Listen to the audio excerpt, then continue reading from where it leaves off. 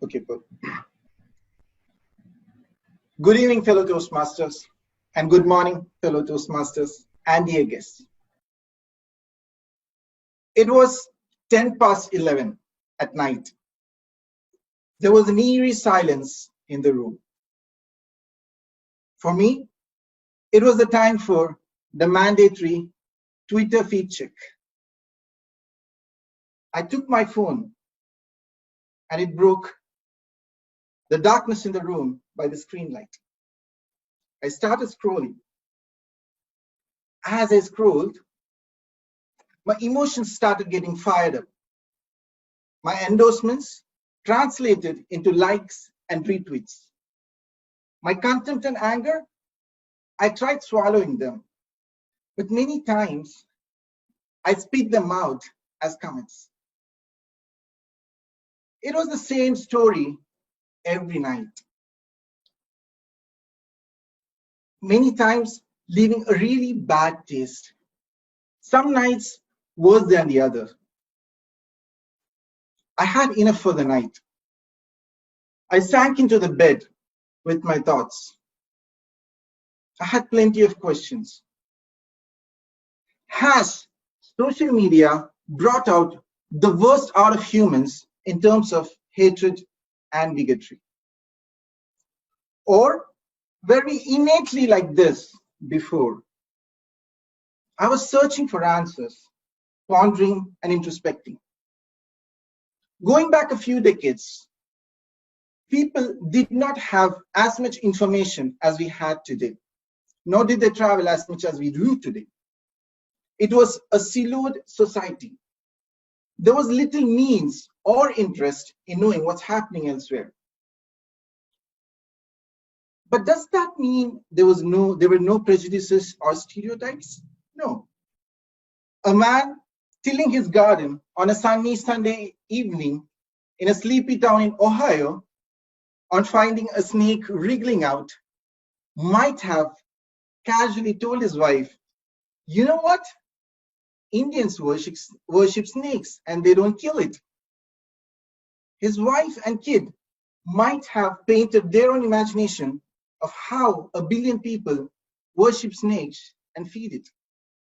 At the other end of the world, a man, jovial after his much awaited episode of Rangoli, munching his weekend special bread and omelette, might have told his wife, "Eddie, you know, this is what Americans eat all the week." But these prejudices lived in their houses and they died with them. These prejudices weren't amplified. But today, it's different. The equivalent is you're going to each and every friend and colleague and relative of yours and telling them what Americans eat or what Indians worship. It's different. We are telling more people than we think we actually are. Sounds bad? This is not the actual problem. This is just the beginning of the problem. Imagine yourself sitting in a room. You have a stream of people coming in and sharing their stories. You like some of them, you don't like some of them. It goes on. And then you notice a guy at the door. He has been listening all the while. He knows what you like and what you don't. Then after a while, he starts controlling the people who are coming in. And then you start hearing only what you like. You're happy, you feel great. You're hearing what supports and augments your beliefs. Friends, this is what is happening in social media today. You're simply cementing your prejudices and your stereotypes. Yesterday, a stream of truth could have washed away your stereotypes. But today, they're strong. A stream of truth will simply splash away, muddied and wayward. It is a problem.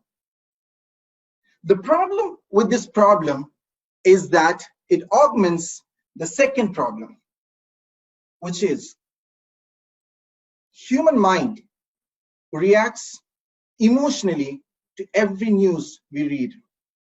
It happens in that first 10-15 seconds. There was a time when you read a piece of news, it brings a spurt of joy or sadness. Then you walk around, you sit down, you unwrap the news, and then you make a solid judgment. But today, many times you have a line or two or a 60 seconds clip, and beneath it is an array of buttons waiting for your first reaction. The problem is not in how we react. The problem is that we react and we forget. We react and we forget. There is no thinking after that initial reaction. In this echo chamber of information, our critical thinking is lost in a pile of emotions.